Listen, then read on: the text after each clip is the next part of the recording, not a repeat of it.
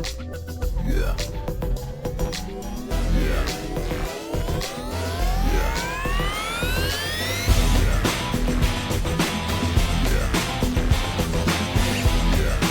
And welcome to another week of the RFHL podcast.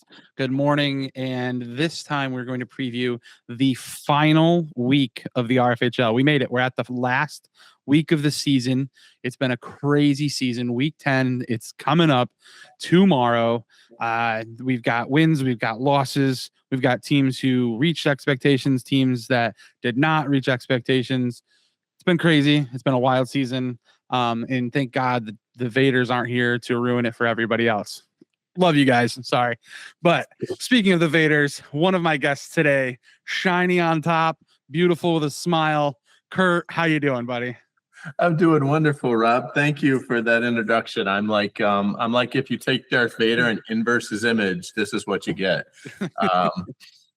Good to see you guys. Thanks for having me. Good. I'm happy you're here, man. Again, no shy to the Vaders. You know, you guys had a stellar team. It was a once in a millennia kind of team, and you guys did your thing. But we always got to poke fun at this point. You guys are. Oh, I get it. You got an untouchable memory. Recognize the greatness and just totally let it sink in. It's hard. It's hard. Yeah, I mean, it probably would have slipped my mind if you weren't wearing your shirt, but you know, it's all right. It was present right there in my brain. But it's called the Force. The Force. And then speaking of roasting, poor guy got a lot of strays last week, and I said, you know what? I didn't appreciate that. I reached out to him immediately while watching the podcast. I said, dude, I need you to come on the show to defend yourself. So Brian, welcome to the show, buddy. I thank you very much. Shiny on top as well. We got a little, double dome action here going tonight. So yeah, thanks for having me. Always will be another pod. Now, before we move forward, is there anything you want to say as rebuttals to the strays that you caught last week, or are we bygones be bygones, moving on to week 10? I don't know. Bygones be bygones. We're moving on to week 10. You know what? It is what it is. So yeah, I mean, for all the years I've been in this league and I haven't had a nickname, none have officially stuck, and I'm hoping this week's don't either. So, Diet Brian, Old Brian. My wife was even saying, Old Brian, man, that's rough. Like, all of them were rough. Bob even called me Brian Zero in our Pontiac Firebirds chat. So we were going with Brian Light. I don't know. I like Brian Light. So no hard feelings. I'm just here to have fun. So all good. See, he's a bigger man than all of you guys. Got to give it up for Brian D'Angelo. He's a smaller man than all of us, actually. You know what? I mean, kudos. I mean, I don't want to be the weird guy because I feel like I said it last season, but then moving into this season, Brian, you're just looking great, man. I mean, I know I've been hearing you talk about 5K this weekend. Dude, and the 5K, dude. That was Bob and I got conned into the 5K because Tim Torrey, a former RFHLer, they're doing half marathon in 50 states, and they did their 10th half marathon. They 20% through their states, and Bob and I did the 5K. So it was good. Both of us ran the whole entire time. Like, it was, we had a good outing this morning. Hell yeah! And Ellen ran one yesterday. So yeah, she got noobs to do it. Yeah, she got noobs to do it too. So we saw Ellen today. She was cheering us on. So thanks to her as well. So it was nice to see a fellow RFHLer out there. Who knew? The big running family in the group. Did you hear about the guy who completed the marathon? I think the London Marathon, sub 2 hours. Yeah. Insane. Running 4.5 minute miles. That's insane. That's what Frankie used to do right before his injury. Oh, yeah. He was a fast runner like that. He used to go out and run 10 miles in between our games. No Dude, joke. Frankie used to drive me nuts. I knew where Frankie used to live. He used to live like literally like a block away from me. And I'd be seeing him running in like Scottsville Road in Henrietta. And I'm like, are you running home? And like he was just running. And I'm like, dude, you're like Forrest Gump. Like you could spot Frankie in Buffalo probably still running, like trying to get home. Like the dude just ran and ran. It's crazy. Yeah. Well, anyways, let's move into week 9 and just do a quick recap on the crazy week that we had there. A lot of really good games in week 9. Actually, it was the first week this season, I think, that I did not get to broadcast. So I kind of missed out on that, but I did get a piece of almost every game this week. got to watch them, got to hang out in them. So starting off with the 6:30 game, we had the Napster Marauders win against the Michael Scott Hockey Company in a pretty back and forth battle, coming down to a 13-12 OT game. Did either of you guys catch that game? I broadcasted that one actually. Oh. So that was man, it was back and forth the entire time. There was multiple lead changes in it. There was I think one point in the second period there was 3 unanswered goals to regain the lead. Then they tie it up all in the end, and then the fluke goal at the end to trickle in past Kenton. I felt horrible for him. It was just a weird bobbler. The call was horrible on my end. Like I just it just trickled into the goal, and I said that I think it's over. Like it just came out of nowhere. Just heartbreaking, crushing on that side. But man, Michael Scott, talk about the company. They flipped things around this year. They're running hot right now, going into the playoffs. So they took the loss, but that team's scary. I don't want to face them. I'll tell you that. We face them next week. Yeah, everything I was dreading to happen against that team happened. I was really, really hoping that they were going to get their first win the week they played against, I think it was Blockbusters in week 6. I was really hoping that was when they were going to finally break the bubble, but then they didn't. And I was just dreading playing them in week 7. And of course, that was the week that they broke the bubble and finally got there. I had a weird gut feeling like that team has been so close all season to finally get their first win, and they came out week 7, week 8.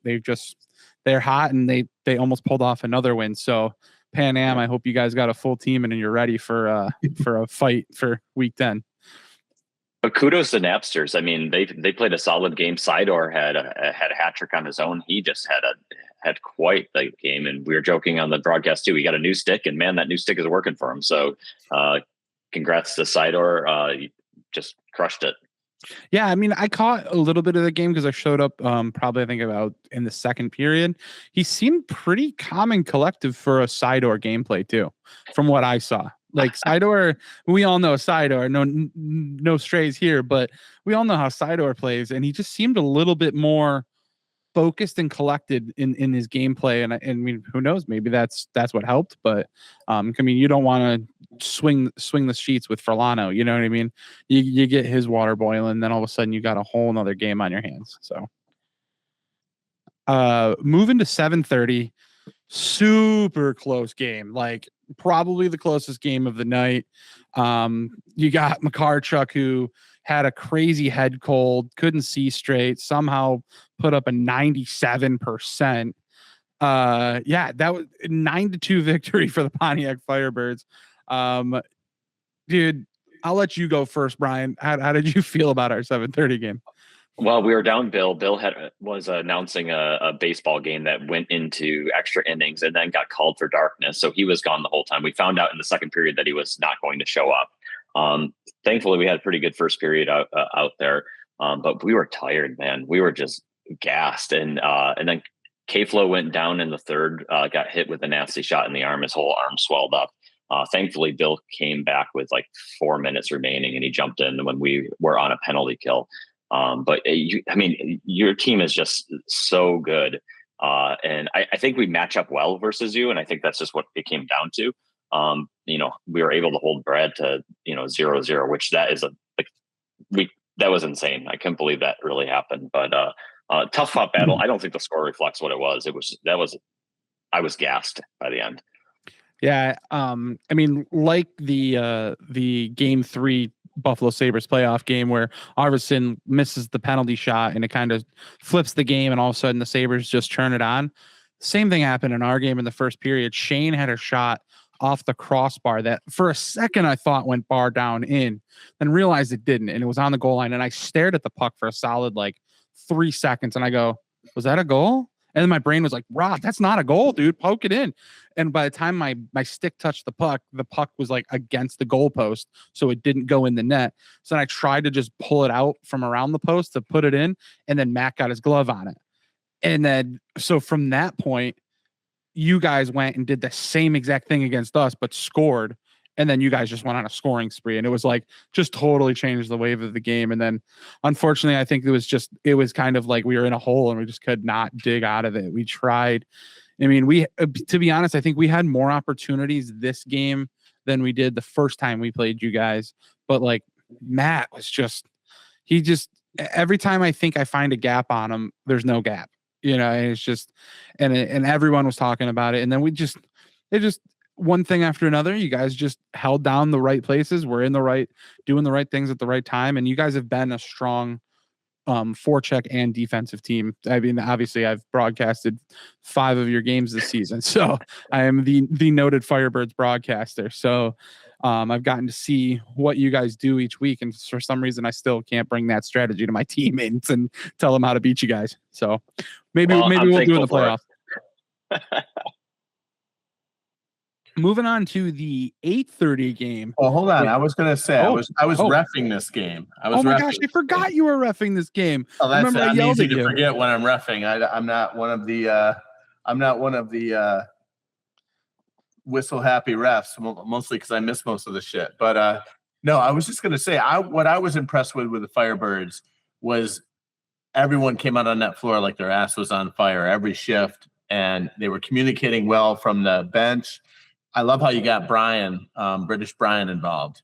Like that guy's just been waiting. Like I feel like he's got the size advantage. He's quick. He's a pretty good stick handler. And you guys were feeding him, and it paid off. And I mean, Bob was just.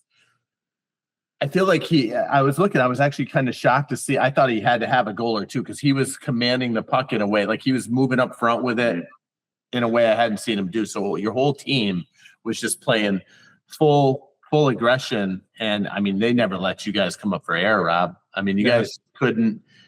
I was in shock. I'm like, how are these guys not able to score? And yeah, Matt had himself a night, but wow, it was. I'm glad you mentioned British Brian, Kirk, because that night I got on Xbox and I was chatting with Matt, and we were talking about the game like we always do. We kind of go over everything, and I gotta say the one thing I'm disappointed in the Firebirds is I asked Matt, I was like, as soon as I started talking, I said, no brainer, right? You gave Employee of the Week to British Brian. And Matt said, no, we give it to Reddit. And I said, no offense to Reddit, but I feel like Reddit played on par. Reddit did what Reddit does. Gets his 4 or 5 goals a game, runs around, makes himself be a menace out there. British Brian, like beautiful deeks, two or 3 goals. Like the dude played great. And I was like, when I was like, you gave it to her. I mean, again, no strays to Reddit. That's my fault. It was my job.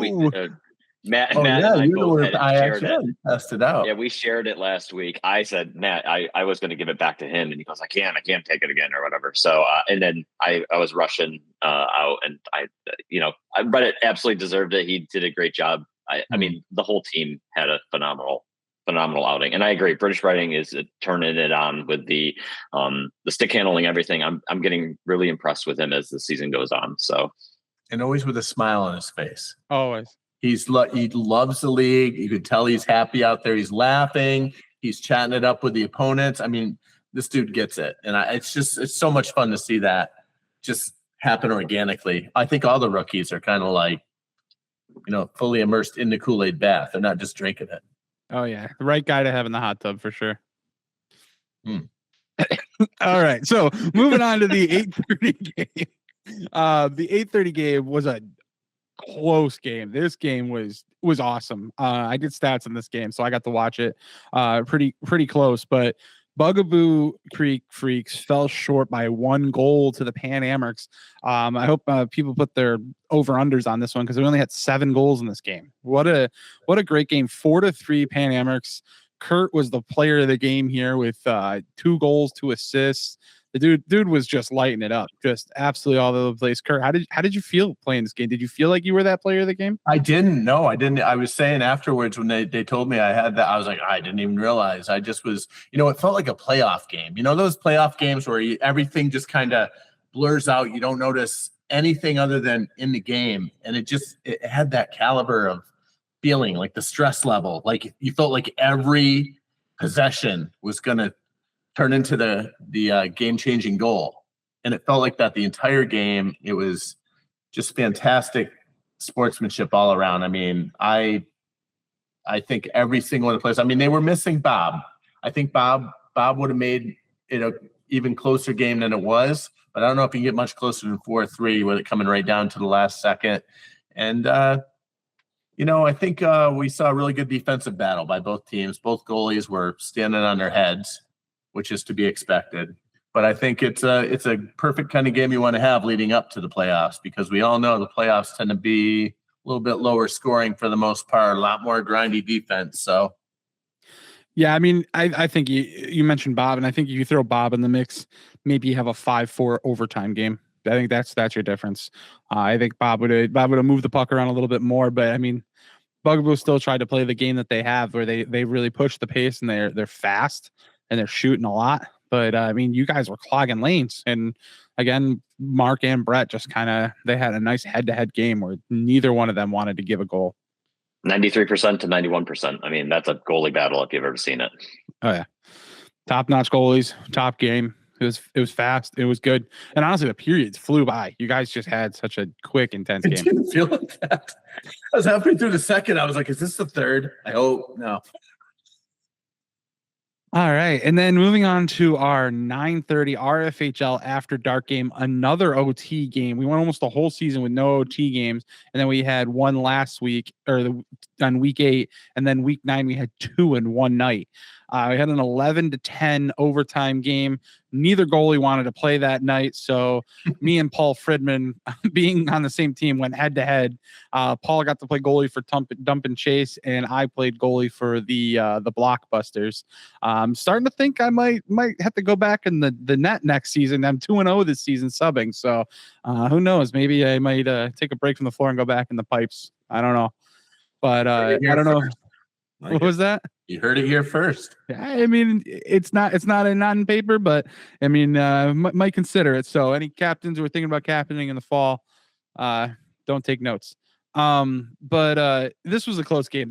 Both teams were fast, lots of shots from both teams. And I mean, Foes, as terrifying as it is, I mean, you guys all know how it is to play against Foes. So anytime he had the puck, I was just kind of sweating bullets and hoping that I was going to be able to stop it. Did my best to shut him down. Paul did a good job. Me and him were almost kind of talking before the game. Maybe we should just sway the stats a little bit. So the standings might play an effect if we let one team win and the other team lose, but we decided to just give it our best shot. So congratulations to the Blockbusters with their big 9:30 win, 11-10 overtime. I'm assuming neither one of you guys were around for this game. No, I tried to catch a little bit of it on the stream, but I was more curious to see how you felt in goal there with that sub battle. It was, again, like it's second time playing in net this season in both 9:30 games. So I'm like, I was dead after the first period. Like I looked at Ellen and Brandon on the stage and they're like, "Oh, great first period." And I was like, "Get me out of here. Get me out." Like I need to go home. Was it hard to do after playing in a game and then you kind of get iced for a whole period and then you're putting on like that hot goalie gear and having to get right back out there? Yeah, and then it was hot in the gym last week. It was so hot. So yeah, and that's the other thing too, is especially because I did stats. So I'm sitting on the stage. I'm cooling down. I'm comfortable. So yeah, then trying to get back out there and then keep up with the pace of these guys that are hot and ready to go. I just was not for me for sure, but did the best I could. It felt good to play goalie again. So starting to slowly get the itch, but I do like playing on the floor though. So. Well, you're great at both. So, I mean, that's a hard choice to make. It can be hard for a captain. And since we can't have Flowleys anymore. Yeah, we don't want to bend the rules here, boys. No more bending the rules. Hey, one thing with that game I wanted to point out from the stats, Rockefeller had 4 goals. And so he, from a rookie standpoint, he had quite an outing there. No, Rock definitely had a great game. I made sure to just keep mentioning that while we were playing, because between him and Schmalley, they were just moving the puck really well. There was really good cycling by the Blockbusters, which trying to take notes on for future games while watching them, but they do a really good job of kind of making sure they're rotating, kind of doing like circles, keeping themselves moving, getting open, and it's kind of tough to chase and follow that. And I think Dump and Chase kind of got caught up in that a couple times, but But then again, forecheck by Dump and Jace forced themselves to get some good shots, and they had a lot of good screen shots on me. I think they probably scored 4 goals that I didn't even see coming. I didn't even know they were shooting. Next thing you know, all 4 from Justin, the other rookie, because look, we're getting some rookie like stars. Let me tell you, Justin too. I mean, he's been putting them in, but that's pretty impressive that they're both the leading scorers. Well, no, I guess both or Jake was on the one team, but still 4 goals. I mean, I'd that's like a good rookie pick there. I'd like to brag about my buddy Al, who I brought into the league, and the way he started off this season as being a very dominant rookie. But Al, watch your back, because the way this season progressed, rookie of the year is not a shoe-in reward like it was like last season. You know, the rookie of the year award is a tough battle, because yes, players like Justin, he found his stride, I think, after like week 3, and he has just been looking really good. And then Rockefeller, I mean, he missed, I think, like 2 weeks in a row, which was like on the stat sheet doesn't look good for him, but when he plays, he's there and he makes himself known. So, yeah, I mean, we've got a good handful of rookies that are just really finding their own. And we mentioned British Brian earlier, who's also just, you know, each week getting a little bit better. I can't tell if he plays better when he's got the shin guards on or the shin guards off, but he's getting a little bit better each week. So finding what works for him. All right, well, that was a good recap of our week 9. And before we start sliding into our week 10, our final week of the RFHL, and after that we jump into playoffs, I wanted to talk about playoffs. Clearly, we're all watching playoff hockey right now. The Sabres are on a 3-1 almost elimination game. Tonight we find out, as you're watching this podcast, who's going to win between Buffalo and Boston. Let's hope Buffalo takes game 4 or 5 and locks it out. I actually had to explain to my wife how a best of 7 series works the other day, and that was probably one of the hardest conversations I've had. I had to just keep telling her it's best of 7. Well, what's best of 7? She's like, well, I was like, well, first team to win 4 games. Okay, well, game 4 is tomorrow. If they win that, do they win? I'm like, no, because they have to win 4 games. So it was we talked in circles. We figured it out, though. But my thing for you guys, I want to know, and I'm going to start with you, Brian. You sitting down, you want to watch a playoff game, whether you're watching it today during the afternoon or you watching a night game. What's your go-to snack? You want to sit down and watch a playoff game. What are you snacking on? I wish you gave me a heads up on this and I could have thought of an answer. But I mean, I think if I had to, I would probably have some like popcorn or something. Homemade popcorn for me. I'm very specific about my kernels. I'm very specific about my popcorn salt and my oil. When does this turn into a paid endorsement? What's going on here? Is Dan in the house? Is Dan going to pop out? Like, I'm waiting for cooking with Dan. Yeah, and my whirly pop is the preferred cooking method. So popcorn all the way. I'm a hardcore popcorn snob. And then, if I really had to, if I was like thirsty, I'd probably like wash it down with like a Diet Coke or a Coke Zero or something along that line. So that's what I'd rock. Good Brian Light. Yeah. Wow, that was a very clean, non-promotion advertisement segment. Fantastic. And I'm going to have to pick your brain after the podcast because my wife is a huge popcorn connoisseur. She really doesn't like doing that, like popping her own kernel thing. I don't know why. We've gotten a couple different popcorn poppers. She really doesn't love it. She'd rather just toss a bag of popcorn in the microwave. But she's the person who, she started watching TikToks and she bought a whole bunch of different salts, and she'll like put Parm cheese on her popcorn and then throw on the salts and other stuff. But you got like bottles and stuff right there that I just saw. I mean, my number one rule here is you got to use popcorn salt because it's much finer and it sticks to the kernels. And kudos to 2.0 actually, because I was hardcore on using peanut oil when I did it, and he got me switched over to butter flavor coconut oil. So this has been a game changer. Really good stuff. So I've learned some things. That's how I rock it. I made some last night, and it's the whirly pop. Is that the one that's round with the thing that spins on the bottom and the bowl on the top? Whirly pop is like a metal pot that you put on the stove and you crank the side of it, and it does I'll have like an thing. electric version of that, and it melts the butter on the top. But the pop, like I never thought of butter flavored Coconut oil. That is brilliant. I'm literally gonna have to clip this segment and send it to my wife. She won't watch the whole pod, unfortunately. But Cheers. Cheers to popcorn. Here's Kurt, the popcorn.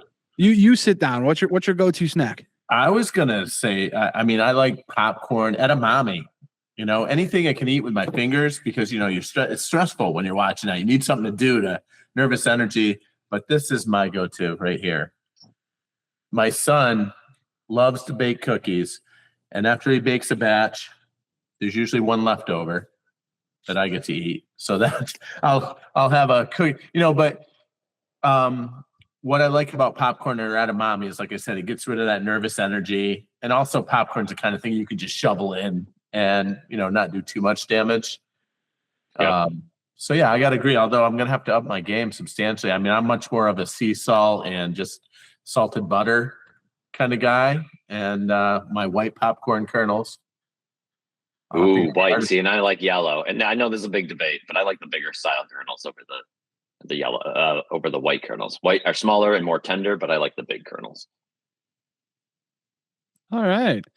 We've all learned a lot tonight. Yeah, I'm a cookie guy too. I mean, I love cookies. For me, I love to have chips. Any kind of chip, like if it's a chip and dip, like that's big for me. Like I have to put it in a bowl. Otherwise, if I sit down with a container of French onion dip, like I'm in bad shape. But yeah, give me some good solid like Lay's chips, like rigid chips. Scooping up that dip. That's my thing. Chips and dip. I could sit there and scoop up during a playoff game. And usually drinking like a soda too. That's usually like the number one. I mean, for game one of the playoffs, for me, it was pizza and wings. Like usually, like if it's a big game, that's where I usually go with is pizza and wings. But on a normal snacking basis, any kind of chips and dip. Well, depending on the game's going, I might crack open a THC seltzer. And if the game's going poorly, I might crack open another one and just be able to find a way to fix the game yourself. Yeah. Now you're watching a whole new game. They're playing a different way. 3 cans and Kirk can solve the power play issue is what's going to happen. Right. 3 cans, and I actually know how to do a wrist shot. Keep making jokes like your wrist shot's not getting great this year. Keep making jokes. With my luck, I'll get carpal tunnel syndrome by the end of the season. I don't know what I did, Doc. I actually started playing hockey. Moving on to back to the RFHL itself. We're coming up to our playoffs. After week 10, the playoffs start. Now, lucky enough for the idea that I had for this question, both of you guys are in the top 4 teams of this season. And even with the way the playoffs look, which I'm not going to spend too much time talking about playoff rankings, keep an eye out for Sweets Post probably when this podcast comes out, or the day of the game. The playoff rankings are kind of crazy right now. The top 4 teams could probably switch any which way. You guys are all within like a point or 1 point of each other.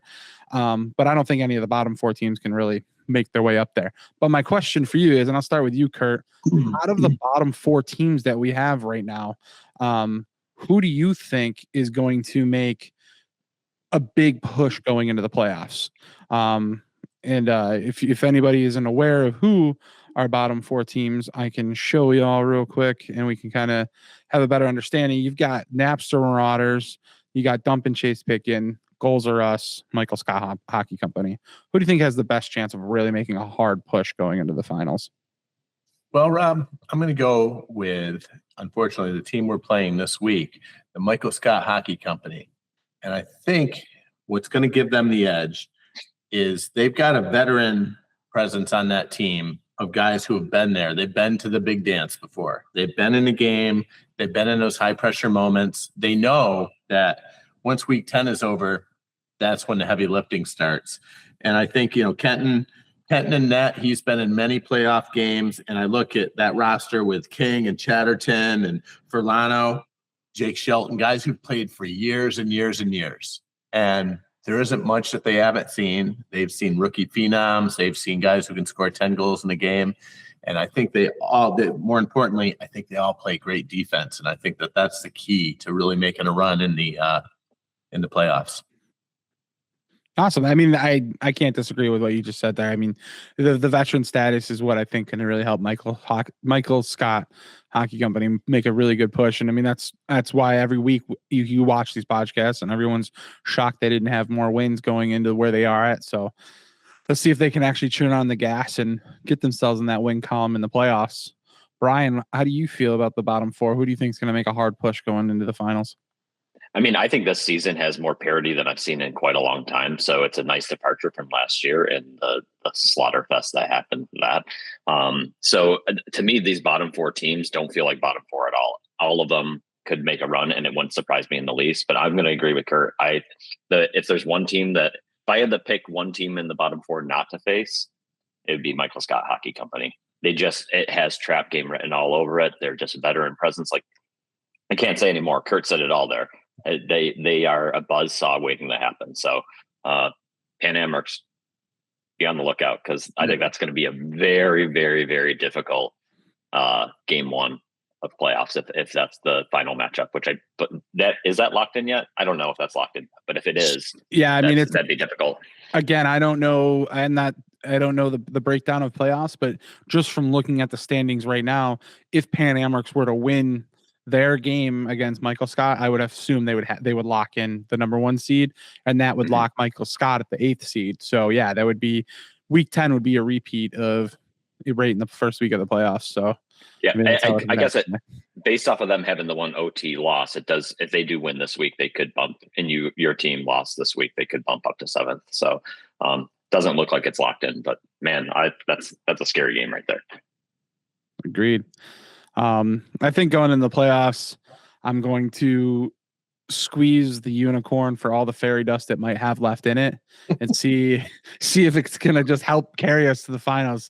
He's got the magic dust hidden somewhere, and I'll beat the shit out of it. I don't care. I'm going to get that fairy dust, and we're going to sprinkle it on our team and find a way to get back to the finals and get them a 5th one. So good. That's the play here. Or the screenplay for Death of a Unicorn part 2, you know? The mental image that you just painted for us was something else, man. Imagine it however you imagine it. The goals are coming out in the playoffs with fire. We want to win our week 10 game, but we're starting to plan ahead. We're getting ready for playoffs, and pixie dust, unicorn dust spraying all over the court. Here we go. All right, this is probably the most unhinged podcast I've ever done. I apologize, but keeping things moving. Again, I said this prior to the podcast. I was trying to think of the things I wanted to talk about with you guys, and I had the questions I had that I just talked about. But then I felt like after I had those written down, I felt like I'd be wasting this podcast by having the legends that I have on the pod who've been around in the RFHL for as long as you guys have been in. I mean, Kurt went from an afro to bald and shiny. So it's just things have changed, and I'd be wasting time if I didn't ask you guys some great questions. My first one for you, Brian, is what was the moment in this league that made you realize like the RFHL was it? Like, this is your home. This is where you're going to play. I mean, it was first season. It was so easy. Spring 2012 was my first season. I was on the Alps with Bill Smith. It was right out of the gate. I was designing logos for the teams. The following season, I remember we did our first like roster lockup, and I think Kurt, that may have been the first season that you did team photos, and I got involved with that. Kurt and I have known each other well before that. I wandered in for that first game and didn't even realize he was in the league, and I'm like, that's crazy. So I'm the one who invited you to the league. Remember? I don't think you did, because Bob did. Because Bob said to me after, he's like, "How did you get Brian to join the league? I've been asking him to do it for years." I said, "I just brought it up to him one day," and you're like, "Okay, yeah, I'll give it a try." I'm getting old. I don't get my you were memories designing my fading, website, man. and I brought it up to you. He's got screenshots. Up to me. How the hell did you get Brian to join? Yeah. So, I mean, it was fun because I knew a lot of people. Kent was in league. Bob was in league. John Kipfer at the time was. Tim Torrey joined, I think, the season that I joined. So it was all these people that I knew from college, and then Kurt from professional side. So it was just that easy. It was right off the bat. And, it's never been the same. So we're like the entire Roberts Wesleyan College in the league at one point, didn't we? We did. We had a lot of alumni there. Kurt, how about you? What was the moment that it just clicked for you that you were like, this is it? I mean, I joined in 2010 in season 2, and didn't know anything about hockey. Didn't even know what the heck we were going to do. We were my buddy Bill Collis, who was a good friend of Dan Hooks, said, "Hey, let's go check out this floor hockey league." And so we went to the gym and walked in like, "What? This is a joke." And then we left almost like dead that night from running around. And the fact that I could come into this hockey league and play was when I knew it was for me, because the guys were so nice. I felt like, everyone's just so friendly. And it wasn't like, the grudgy hockey matches you see happening, beer hockey leagues and stuff where guys are all posturing and peacocking. This was just so much more chill. Maybe because it was at the Y, we had to be on our best behavior for the most part, but it just felt wholesome and fun. And we were so busy sweating and trying to breathe that there really didn't seem to be any time for fighting or anything. So that's probably when I knew that. And the photos, I love doing the photos. And every time I do those, it just kind of reaffirms how much I love this league, because guys are always so excited and they always they want to up the game. And it's just like, gosh, I wish I could get this in some of my clients, this kind of excitement. So that's when I knew. I'd have to say for me, I'm not in a as seasoned of an RFHL vet, but for me, I was excited to join the league because of the photos, because of the draft. That was a big thing for me. I always saw that from the outside. I'm like, I gotta play in this league, man. I just gotta do it.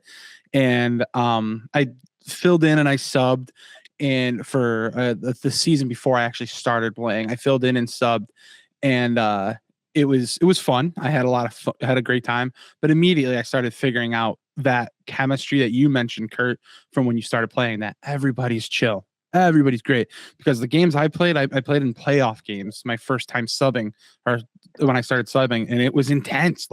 On the floor, I'm like, holy shit. I did not expect a floor hockey league to be this intense. But as crazy as it was, the second that third period ended, everybody is super nice. Great game. It was awesome. Even if you completely dog somebody, everybody was super chill. And any league I've ever been in has never been like that. So I was like, that's great. But for me, the defining moment for the RFHL was, I think it was you and the POJ. I was debating about starting that following season. And I think you and Sweet were like, are you going to play? We could use a goalie. And I was like, I'd love to play, but financially, this season's not it for me. I have to skip the season. And you guys were like, we got you. Just play. We want a goalie. We want you to join the league. You seem like a great guy. We'll take care of your first season. And at that point, I was like, I've loved everything I've loved about this league already. And then you guys didn't know me for shit. And everybody was like, we're going to an olive branch, and I was like, I love this fucking league. I love these guys. That was, to me, was awesome. And well, the interest has been compounding since then. So I think it's up to about $160 you owe us now, Rob. Did you not read the fine print? So I truly appreciated you guys, and that was, to me, I was like, this league is great, man. Everyone, and then the relationships I've made from it, and everybody I've met, it's always carried on, and that's why I keep referring people to the league. I wish there was a referral bonus for people you get to sign up, because I'd be rich. But yeah, that's why you can't talk about the league enough, and it feels good to wear your RFHL gear, and people go, what's the RFHL? You get to brag about it. I love the double takes when they see the logo and they think it's in it, and then they're, wait a minute. What? They always ask, what the heck is this? Exactly. So Kurt, I got another question for you to keep things moving here. Back at the Y where you guys started, who would you say was the toughest player you played against at the Y? And then to reverse that, who would you say is the toughest player you've had to play against at the school? Or has it been the same person? Well, the person I'm thinking of for the Y did play at the school for a while, but I think Baldwin was always the toughest player to play in the Y, because we still had sliding as an available option, and he was the king of sliding. And it was kind of like, it reminded me of those World War II movies where you see a ship and then you just see a torpedo coming through the water at the ship. And that's what it felt like playing with him. He was so ballistic. He would come into you. The face-off alone, you could lose your face. Just no pun intended. I really didn't mean to. I did not intend that pun. So yeah, just that kinetic energy he brings to it. At the school, I honestly think that it favors the speed demons, the guys who can run down and, shoot on their own rebounds. And so guys like Dan Hook, John Reddit, Berlano, who takes 4 shots at 4 of his rebounds, at once. I mean, those kind of guys are tough to cover because if they have that speed component and be able to get down by that net, just keeping up with them, you're exhausted by the time you get down there to cover them. So that would be my take on it. Awesome. Brian, how about you? Who would you say was the toughest player you played against at the Y and then at the school, or same guy? Yeah, I'd say probably at the Y it was Zach Davis. And thankfully, out of his 10 seasons, I was on his team twice. We won with the Dwarves. One of my 2 cups that I've won is with Zach, but he was just an absolute force to be reckoned with. And he was one of the friendliest, best guys to play with too. So he was just an absolute beast on the floor. I know we've been trying to get him to come back, but it's been a failing effort. And then I think at the school, I'm going to go with Mark on the goalie side. Like, how everybody has their one goalie that has their number. Like, you can never score on him. It doesn't matter how hard you try. For me, that's Mark. And so last year when I was on his team, I saw the draft and I saw that Mark was our goaltender. I'm like, thank you. One season that I don't have to shoot on Mark. And then the Vaders did what the Vaders did. So, but I'd go with Mark for the school right now. Awesome. Yeah, Mark's actually my bucket list goalie right now. He's been in the season for a bit now, and this year when I decided to be a captain, I was like, I want to go for Mark. Like, there's usually just this weird to go for Matt, just because my relationship and because he's a great goalie and he has my number. He'd probably be my hardest player to play against, unfortunately. Yeah, Mark's been like my bucket list. I wanted him so bad this draft, but I knew it wasn't going to happen the way the draft rolled out. But he's a great goalie, and I'd love to finally have a season to play with that guy. So you could squeeze him and see what comes out of him. I don't know. He doesn't have the same unicorn dust. I don't know if I really want to know what's out of Mark. I don't know. He's got a little more pop punk in him. You never know. So, now the last thing I want to ask for you guys, being the veterans you are and how long you've been in this season, and I'm not saying your time is coming to an end at the RFHL. We're gonna have I mean, they called you old Brian last week. I'm just saying. Wait a minute. Your time is nowhere near coming. So, but if you're going to, leave something behind, we've got a great influx of rookies that have been coming in for the last few seasons, on the highest I've seen since I've joined the league. But at some point, you're going to get the new wave, the new generation of RFHLers. Starting with you, Brian, what do you want to leave behind for this next generation of RFHLers? Advice, tips, your legacy. What do you want to leave behind, Brian? I mean, my first bit of advice is go easy on the old timers. That's my first bit. So because I fear the new generation. Honestly, I would just say embrace the league for everything that it is. It's a fever dream. When you try to explain it to everybody, they just give you that weird. We all know that weird look you get when you start talking about the floor hockey league that you're obsessed with. So just embrace the weirdness, the craziness. You won't regret it. I mean, to me, this is my favorite thing about it every week. I love the group of guys. So just dive fully right in and then go easy on the old timers. Awesome. Respect it. Kurt, how about you? What do you want to leave behind for the next generation of RFHLers?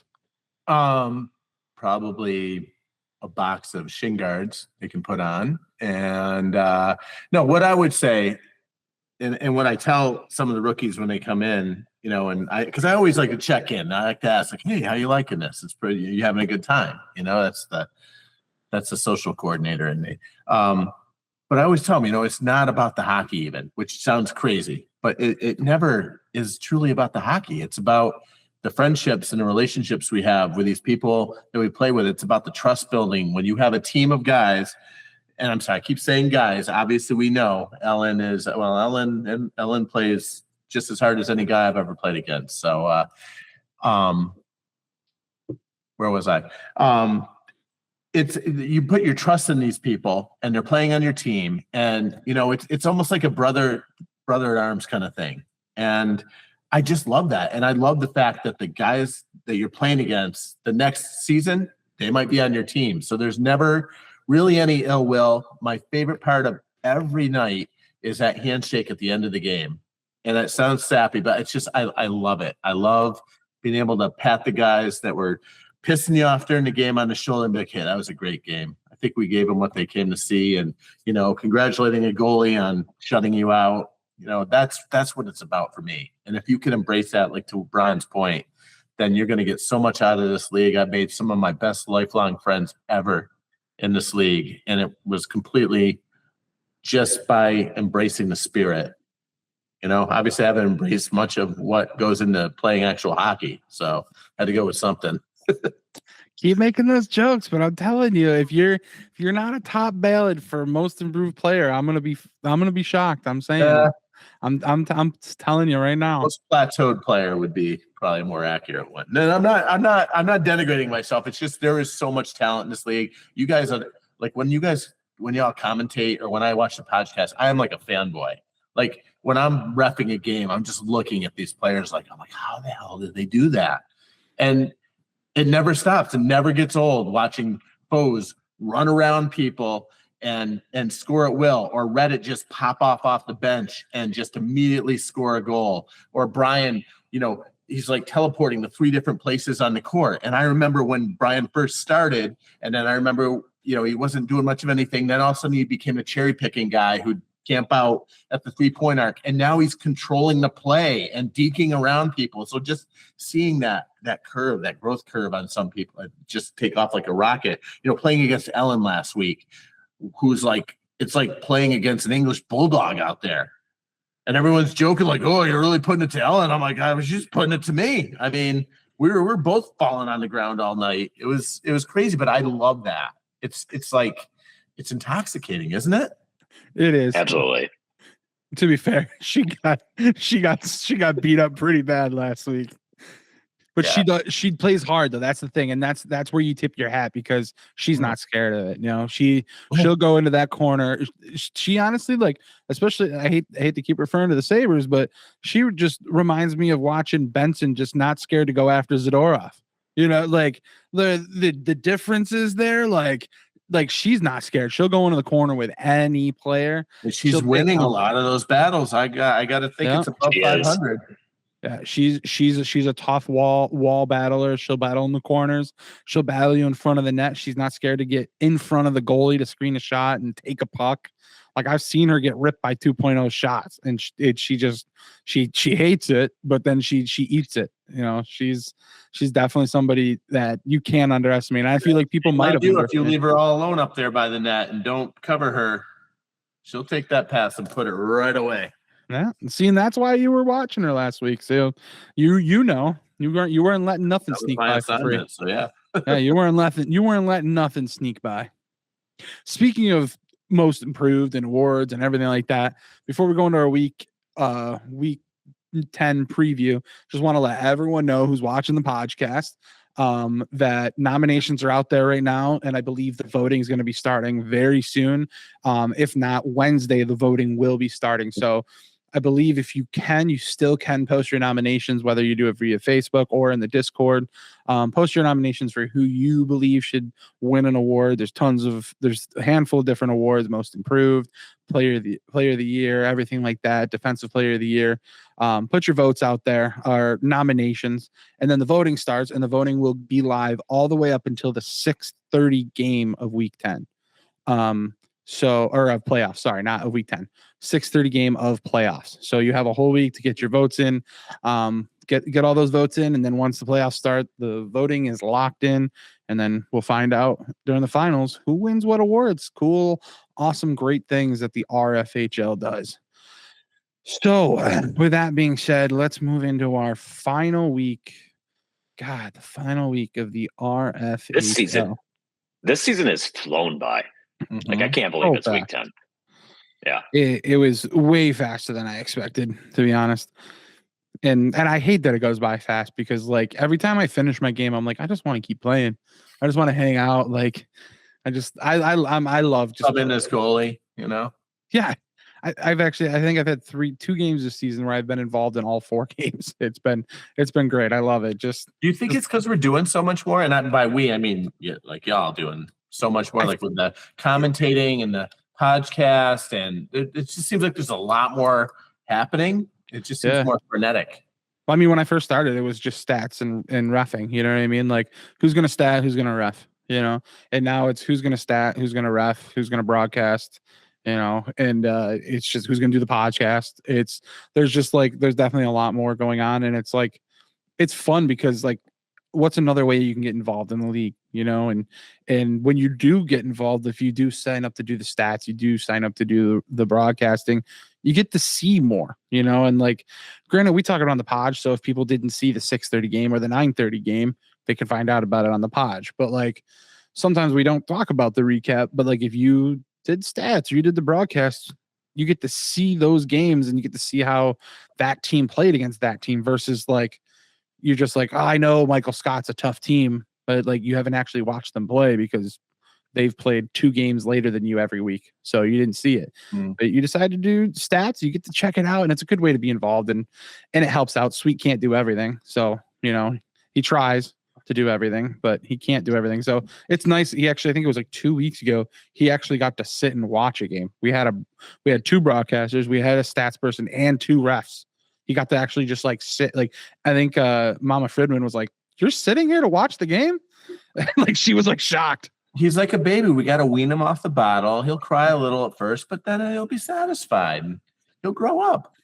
No, I'm glad that he's taking a little break. But I mean, it is awesome. All the people pulling on the oars. I mean, it's really impressive. And one of my favorite things when I'm driving home after playing an earlier game, and I listen to the game, or I'll listen to the 6:30 game while I'm driving in. It's seriously, nothing gets you pumped or helps you wind down better than listening to the games. Just, you know, I put the YouTube on and leave it playing down there, and it's like listening to sports radio. And you guys all do such a good job. And then when you hear the background noise or people, you know, the penalty box complaining about being in there and stuff, it's fantastic. I'd say this is an advertisement too. If you haven't volunteered for anything, jump in, get your feet wet. Don't be afraid. You can't announce any worse than the Bob. You can't ref any worse than Kurt. So don't worry about it. You're good. Jump in there. Oh man. See, I almost invited the Bob on here, and but I've already had my back and forth Bob and Brian episode. Maybe I'll do that next season. At least once a season, I got to do it. I think I should have invited him for my car ride I just took today, the Adirondacks. We could have done an in the car version. Oh man, we'll do another one next year. I promise. Another hockey guys on highways taking hot takes. Hockey guys on highways doing hot takes. I told Bob I think there should be just a straight up like segment for that in general. Like, it doesn't matter what it is. You guys should just every week just get in the car, drive from down 490 or whatever, and just like record a quick podcast or something. Like, it'd be great. I mean, shit, even over the summer, like sit in your car and watch the game, like, or something. Like, Rob, we seriously debated doing one on the way to the 5K today. And doing one at the 5K. We were joking about it already. So you don't even have to put the seed in our heads. Like, one during the 5K would have been better. Oh my God. Why is Brian talking so much? I don't know. Bob's just trying to breathe over there. All right, guys. So we're going to move into our week 10 here, the final week of the RFHL, the final week where each team gets to play somebody they've already played against. 6:30, we've got the Blockbusters taking on the Napster Marauders. In their week 3 gameplay, the Blockbusters crushed the Marauders 10-4. We've got a cat. The cat is gone. But Brian, what do you think of this Blockbusters Napster Marauders game based off of their week 3 or from week 3 to now? Honestly, like every game this week, I have no clue. It's a coin flip to me. But if I had to pick one, I'd probably pick the Blockbusters in here. But I think this is going to be a 1-goal game. I think it's going to be so close back and forth between these two. I think the 4-10 is an anomaly. I think both of these teams have gelled even better throughout the last few weeks. So I think as a coin flip, I'll give it to the Blockbusters, but I think it's a 1-goal game. Awesome. Kurt, what do you think about this game? Yeah, I was really torn on this. I know I asked you before the podcast started if we were missing any players. This is one of those ones where I feel like if either one of these teams is missing any one of the players, then I'm going to go with the other team because the chemistry is that tight on both the teams. When in doubt on the coin flips, I usually look at the goalie stats, and I'm going to go with the blockbusters. I feel like Kaz is going to hold it down for those guys in the back, and I like what I've seen out of Jake and Noobs working together. It's going to be the rookies as we were talking about Rockefeller. He's doing great things out there. Westgate, Matt, and Adam are always good for a goal or two. So I think it might be a 1-goal game, but I'm going to edge with the blockbusters. Yeah, for me, I'm leaning towards blockbusters in this game, just because Kaz wasn't there last week, and Kaz gives me the energy of he's going to come back from a week and he's going to be on fire. And when Kaz is hot, and the only thing you're going to do is pick corners. And I mean, you got Leduc and Kyle who can definitely find a way to get to those corners and pick them, but I mean, you also got to deal with Fish and Chips and Newberry, so it's like. And I just subbed for the blockbusters, and they got a good defensive team in front of them. So I can understand, like, not to take anything away from Kaz and how well he's played, but like he's had it fairly easy. So he's got a really good defensive team. So keep up the good work, Kaz. And I do think blockbusters have a really good chance to bring this one in. 7:30 game. We got the Bugaboo Creek Freaks taking on Brian's Pontiac Firebirds. And hold on a second. Rumor mills are running here that Jesse Trado may not be here for this game. And keep your knees together, Conco might be subbing for Brett in this game, is what the conversation is. So with that going into to be said, Brian, how you feel about this 7:30 matchup? I mean, if I'm being honest, I think our team does not match up well against Bugaboo Creek. It was a 3-goal game in week 3. It was a fairly close matchup, but I just think that team's chemistry and how they cycle the puck around. Pontiac as a team, we're good to have like 5-minute laps on defense. I think we're a good defensive team, but there's usually a 5-minute lull somewhere in there. And Bugaboo is the type of team that finds that lull and makes you pay for it. So that being said, I think Bugaboo takes this one. I also don't like giving my competition any ammunition by picking against them. So I'm going to say that I think Bugaboo takes this. Wow. Okay. I feel like you are known for every so often picking against your team. So, it's I would say it's on par. So I mean, again, Sweet did it. He picked against his own team in the podcast picks against Bugaboo, actually. But same perfect documentation of he understood that he doesn't think his team matches up properly against Bugaboo, which I guess the proof's in the pudding. So, Kurt, how do you feel about the 7:30 matchup? You got a pick on this one? Yeah, unlike Brian, I'm able to see. I think the Pontiac Firebirds will take this one. I don't want to say easily, but I mean without Trado and Conco's a solid goalie, but he's going to be getting his sea legs under him. He's only played once in net this season, but he played for us and he dominated. Yeah, he did.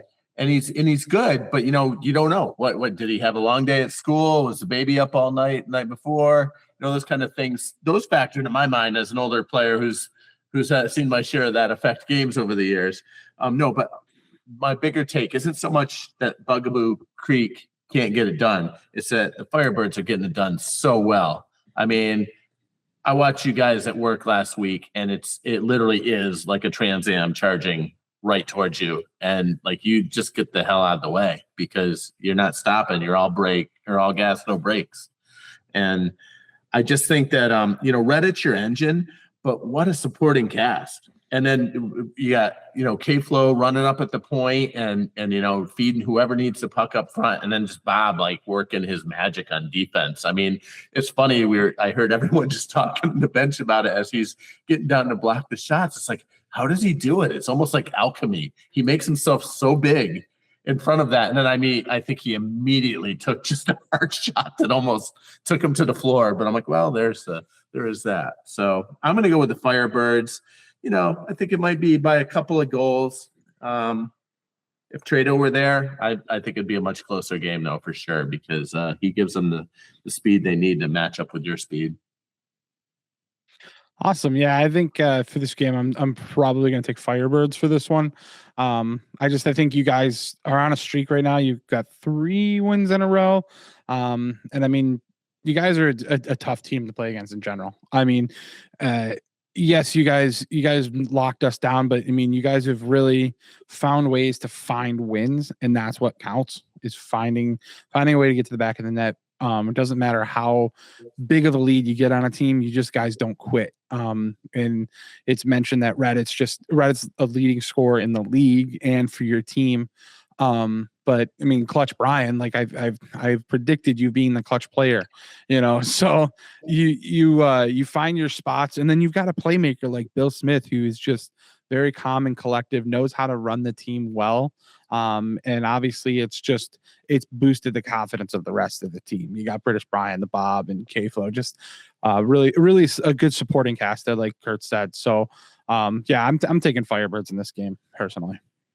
I mean, Bill showed up in 30 seconds after he showed up. He had a goal. We didn't have to go back and mention that, Kurt. Come on. What's that? We didn't have to go back and mention that. I just thought that was really nice of you guys to welcome him to the floor like that. That's all. I said something to him after the handshake. I was like, thanks for showing up and scoring a goal. Like, dick move, man. Come on. Good old Bill Smith. Nicest guy in the league. All right, 8:30 game. We've got Unicorn Dust are us. I mean, Goals are us, and Dumpin' Chase Pinkin playing at 8:30. Brian, what are your thoughts on this 8:30 game? I think this is going to be a close one. Both of you have had your ups and downs throughout the season. I'm going to give it to sorry, Rob. I think I'm going to give it to Dumpin' Chase on this one. I think they may end up taking this. And I don't even have a good reason for it. That's just the gut.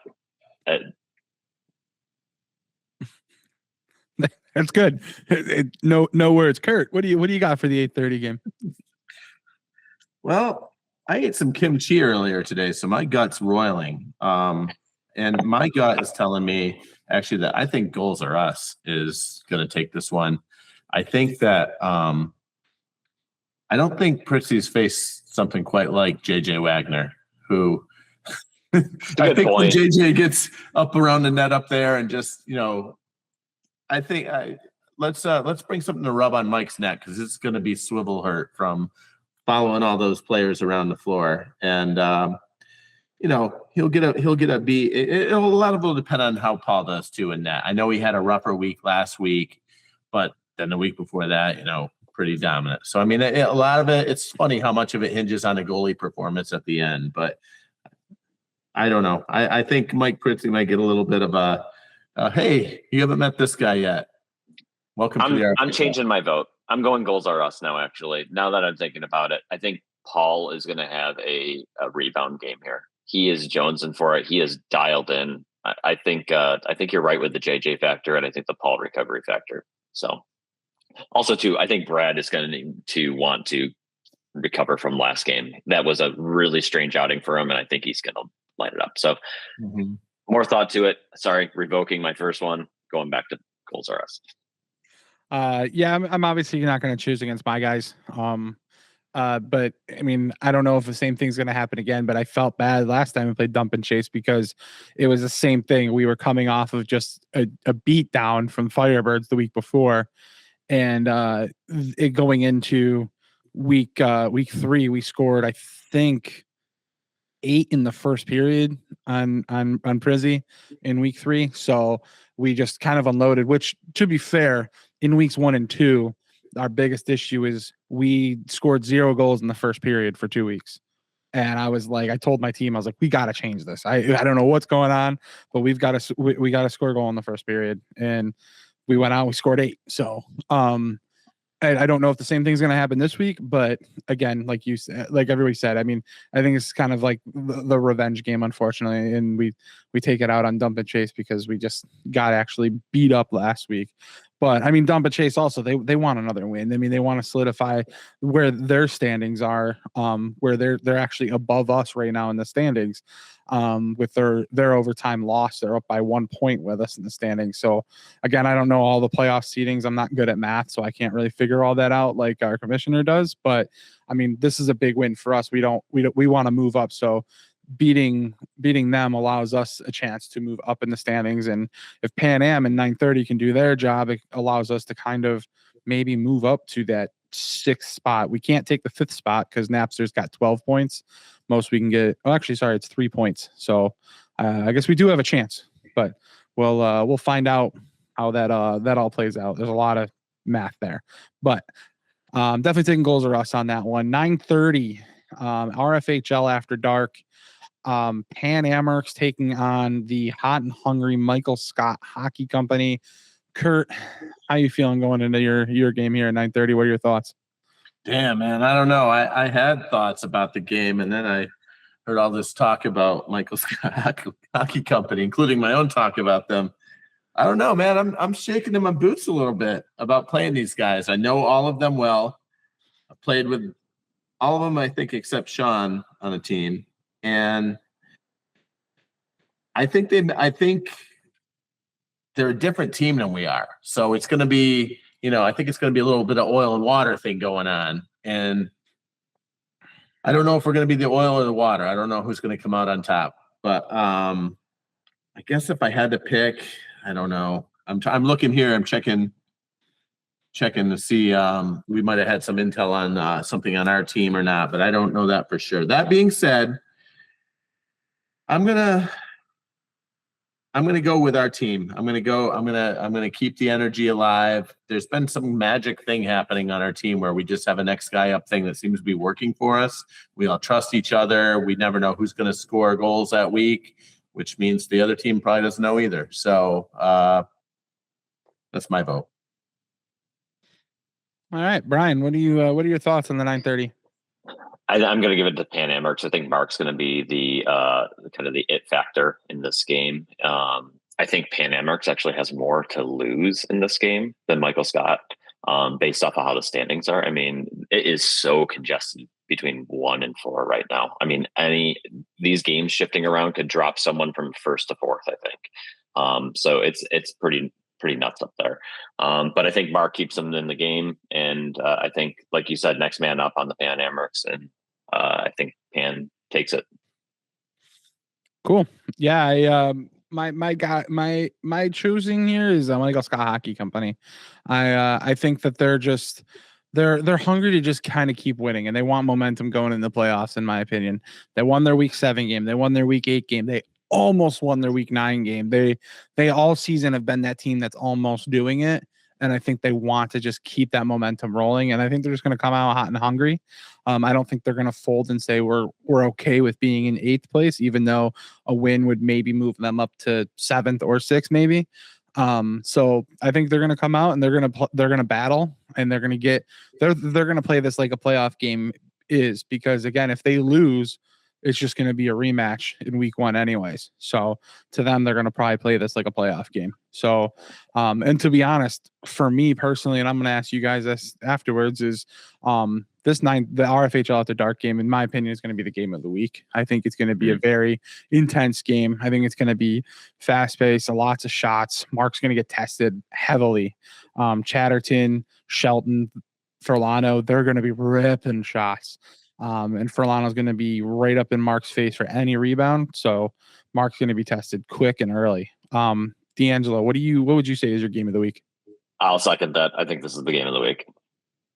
Kurt, you got a game of the week? Let's make it a hat trick. I think Furlano loves to play the late games. He has an espresso. He kicks in. John Chatterton's well past his pregame dump period, so he's fresh and moving.